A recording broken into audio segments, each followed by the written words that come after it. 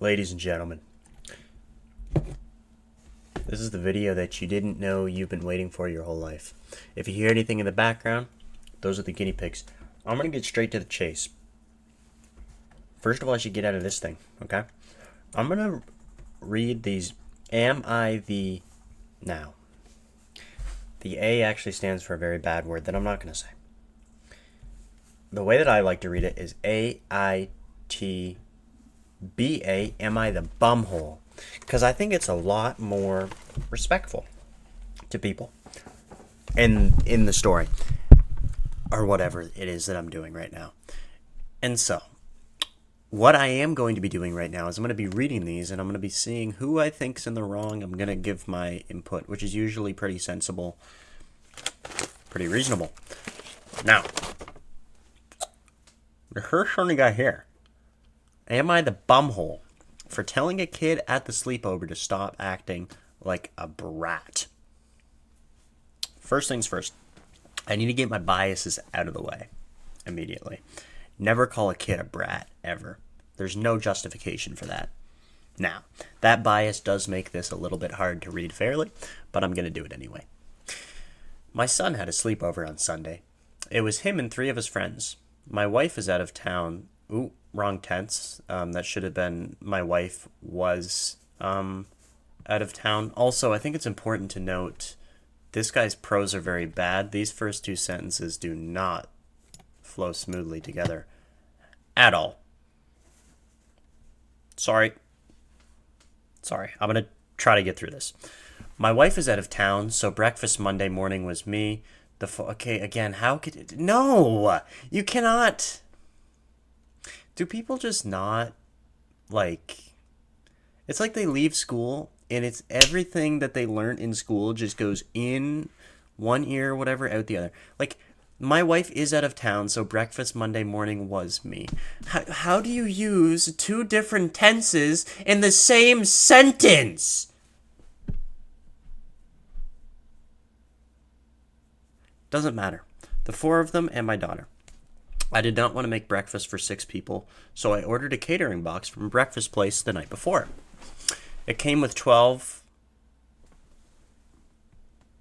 Wait, why does it say 12 and then in parentheses 13 bagels? What does that mean, bro? Like,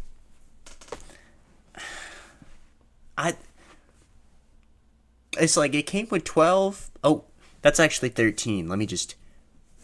Why didn't you just erase the 12 and put 13? What does that even mean? Is 13 like a type of bagel? Maybe something that I don't know? I don't know. Whatever. 3 types of cream cheese, butter, and sliced onion, cucumber, tomato. I find that was plenty of food for 6 people. There's no way. I refuse to believe that for the purpose of this story, it was necessary to explain what the types of bagels are. But we'll see. Maybe it was. Maybe it was. Monday morning, I picked up the box. I had selected to get 6 plain, 3 onion, and 3 everything bagels, but you can't get your extra bagel. You can't pick your extra bagel. My mistake. They gave us a sesame. I read that as semen. That says sesame. Bad, Lucas. They gave me a sesame seed bagel. Dude, this guy is obsessed with bagels. Look. Stop bringing up bagels. Oh my word. When I got home, I called everyone downstairs and my daughter got there first. I told her to take a bagel. She took the sesame one and started putting butter on it. I tell you, the day that I have as much passion for anything in my life as this guy in his bagels is the day that I finally find, like, joy and happiness. Okay. When the boys came down, one of my son's friends asked why there weren't any more sesame bagels. I said there was only one. He asked why she got it. I said because she came downstairs first. He said that wasn't fair. Again, this is insanely choppy writing. You need to be able to write in a way that the reader feels like there's a natural flow and elegance to the writing. This is just like, so there was only one. He asked why she got it. I said because she came downstairs first. You sound like a child is what you sound like. Whatever. He said that wasn't fair. I said there are plenty of bagels, just take one. He asked why I only ordered one sesame bagel. I guess his son. No, no, no, no, no, no, no. You wonder why your son is so darn pressed about the sesame bagels. Maybe he inherits it from you because there seems like there's nothing you can talk about except bagels and the type of bagels. In fact, I'm surprised that you don't just have a repertoire of bagels out the wazoo everywhere you step. Every corner that you turn in your house, there's a new bagel. You have a bathroom bagel. You don't have breakfast bagels. You go to the bathroom to brush your teeth. You open the panel. There's a bagel there. You have bagel flavored toothpaste.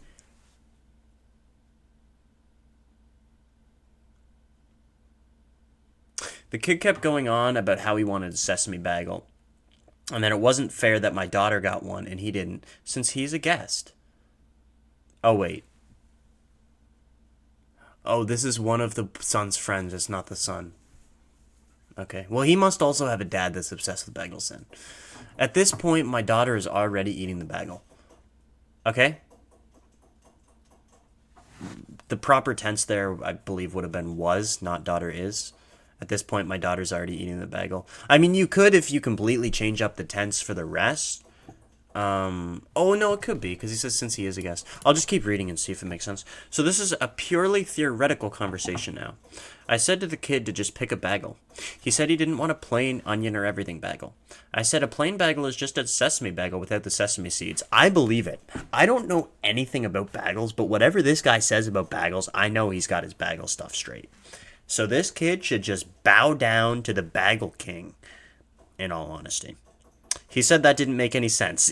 You know what, kid? Me and you both. If this guy says anything about bagels, if I ever ask this guy for what the best bagel is, I'm getting a whole sermon. I would not want to be friends with this guy. He asked me to go back and get him a sesame bagel. Okay, he's being kind of a brat. Ooh, I shouldn't have said that. There's no justification for calling it a kid brat. That being said, if there ever was a justification for calling a kid brat, it would probably be if they tell you to get a sesame bagel when they're at their friend's house. This guy's parents are either... Actually, I'm not going to comment on his home life. I told the kid to stop acting like a brat and eat a bagel or go to school without breakfast. You know, that's actually fair. Now... Okay. He said I had to feed him and I can't call him a brat. I said I have fed him. I can't make him eat. He literally put a scoop of cream cheese on his napkin and ate it with a butter knife just to prove a point. Yeah, this kid's a brat. I shouldn't have said that. There's no justification for calling it a brat. But if there ever was, it'd be this guy. You know.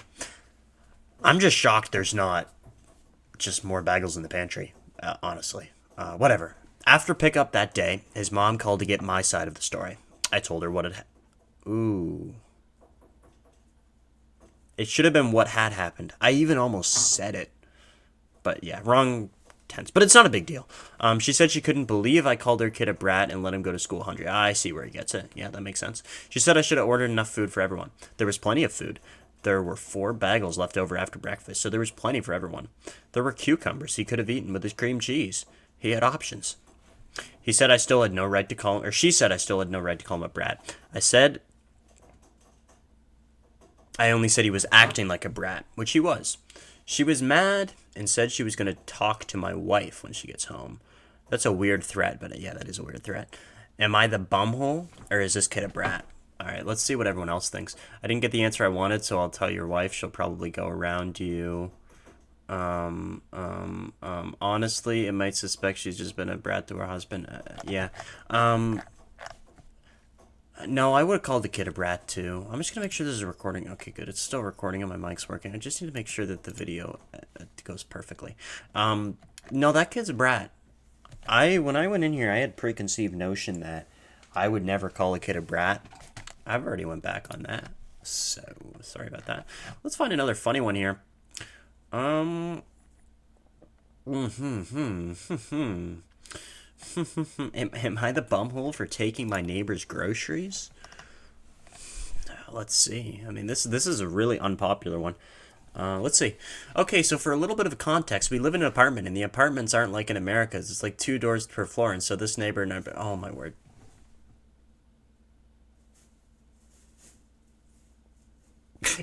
Look, That is not how you make a sentence. And you do that is not a paragraph. That is one run-on sentence. This is, if there's one thing they taught you in school, it was not to do this. And that was it. That was the only thing they told you.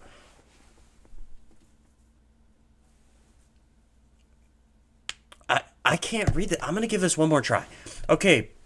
So for a little bit of context, we live in an apartment, and the apartments aren't like in America. It's like 2 doors per floor, and so the neighbors are basically shoulder to shoulder. So you got the visual view. Did you just say visual view? Dude.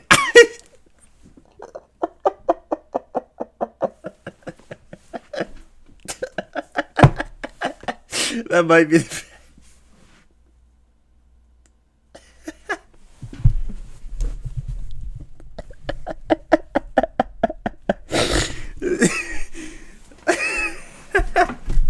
I'm sorry. I'm sorry. I just...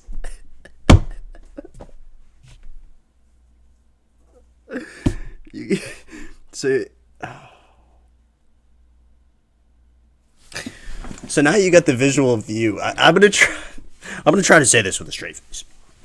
So now you got the visual view of how it's like. I'll tell you my dilemma. Our supermarkets and pharmacies and whatever other stuff all have delivery services for no fee. Depends on the distance, obviously. So it's always easier to order, and whenever you do order, they ask for your apartment number, right? Keep this in mind. Okay? Should have been a comma before number and right. Whenever you order, they ask for your apartment number, right? It doesn't make any sense. Now, whenever my neighbor, let's call them 8 because that's their apartment number, lol.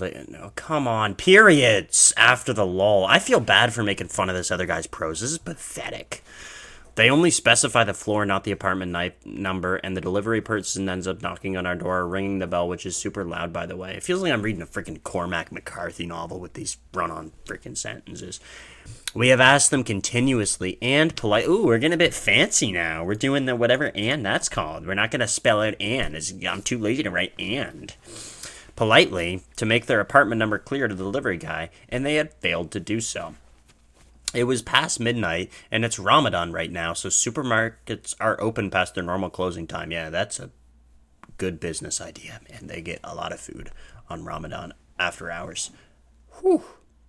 That would be good for business. Business would be pristine. Past their normal closing time, so lo and behold, I can't say that word. The darn bell rings.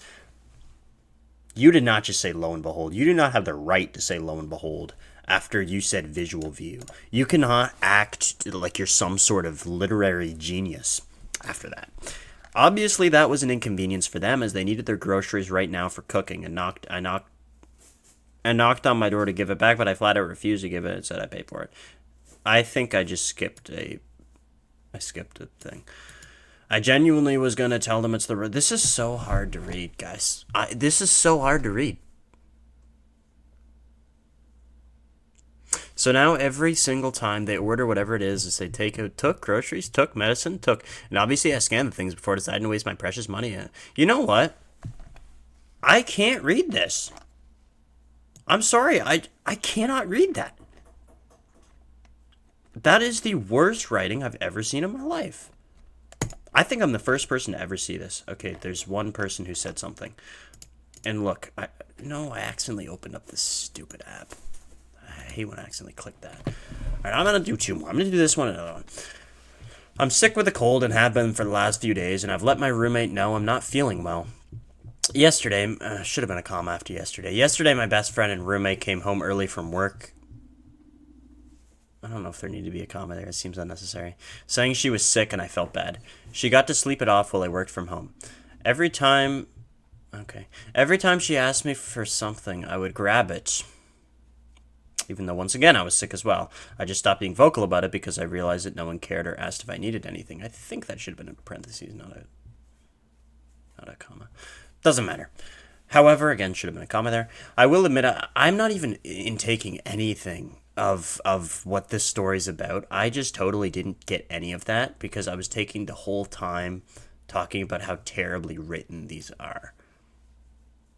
it's really hard to understand what they're saying because the writing is. I just keep seeing I keep seeing the fact that these people have no mastery of the English language. You live your whole life speaking and writing one language, and this is what you come up with, right? This is what you come up with.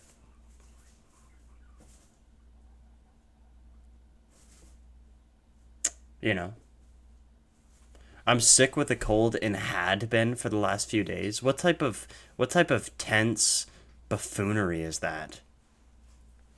It doesn't make any sense. If you said I was sick with a cold and had been, that would have been perfect. But you're saying I'm sick, which is present tense, and then you said had been, which is what is that? Perfect past or something like that? That doesn't make any sense. You cannot put those two tenses together. That's ridiculous.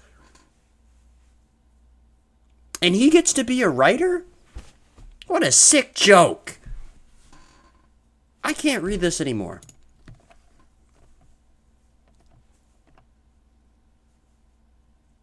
Okay. This seems like this person knows how to write. This seems like this person knows how to write. Last one. I promise. Last one. Last night, I met a guy off the apps for a dinner date. We arrived at the restaurant, exchanged pleasantries, and ordered our drinks and food. After about 5 minutes, he leans over and asks me, "Are you a man?" Okay. This is, first of all, this is probably not, there's no way this has actually happened. Anyways, either way, um, this is written quite well. I was shocked. For context, I'm very much a woman. Long hair, curvy, was wearing a cute dress. I need to see what you looked like in order to act. No, Lucas, back up. I shouldn't have said that. You're a very good writer. You, Blueberry Bee, huh? You really know how to write. This is well written. I was shocked. Good. For context, yep, that is where a comma should be. Great. I'm very much a woman. Nice. Long hair, curvy, was wearing a cute dress, makeup, the whole deal. However, I'm also about 178 centimeters in height. I am not sure how much that is. 178 centimeters, 2 feet. Shorter than me. As long as you're shorter than me. Actually, no, this isn't about me. I need to keep myself out of this. But that's not that. Okay, come on some real talk. 5'8's not that tall. If you're 5'8, listen. If you're 5'8, if you're this person, 5'8, curvy, was wearing a cute dress, makeup, the whole deal, etc., and you know how to write,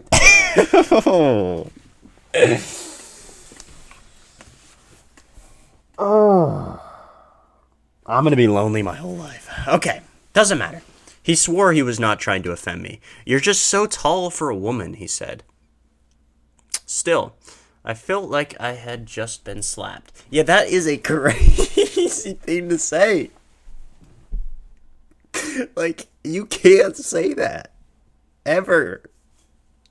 It's over. That's it. You messed it up. I'm a pretty forgiving guy. You know, I like to think, like, if you ask me for advice, I'm like, you can say a lot of things. And you can get away with a lot of things. Where a lot of people would be like, nah, that's it, we're done.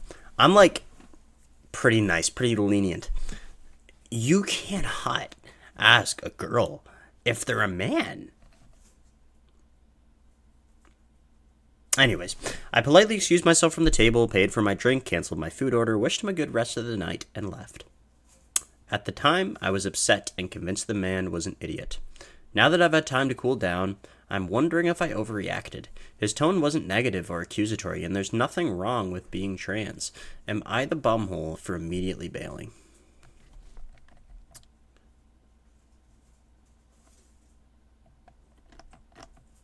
See, this guy's saying, just assumed you're a woman because what, you're 5'10"? 5'8"? Because, look, 5'10", I would still be fine with 5'10", but it's only once they get taller than me. So, I'll be honest. I'm about 5'11". I'm not 5'10". I'm not 6 foot. And I'm not lying, because nobody that says it's just 5'11" is lying. That's the truth. I might actually be 5'10" and 3/4. I don't know if I ever officially made it into 5'11". I think I'm 5'11". I haven't measured in a while. I think I'm 5'11". So if you're 5'10", it's fine. Once you're taller than me, I mean, it's still fine, right? But I'd rather you not be. I feel like it's okay to have, kind of an idealization, a preferred type, as it were.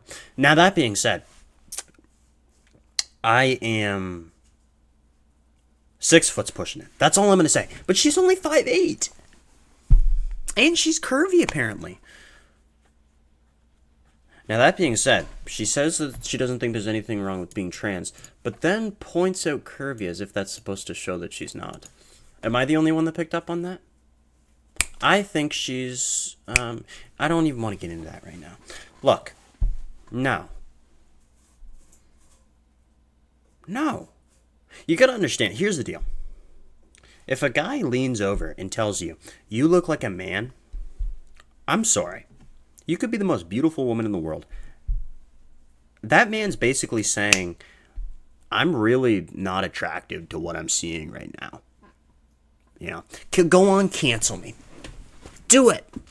Cancel me. I won't be canceled. I won't. Because you'll never be able to know if I'm being serious or not. You can't cancel me. And so, ladies and gentlemen, that's where I'm going to end this video. I had a lot of fun doing this. I hope you liked watching me as I did that.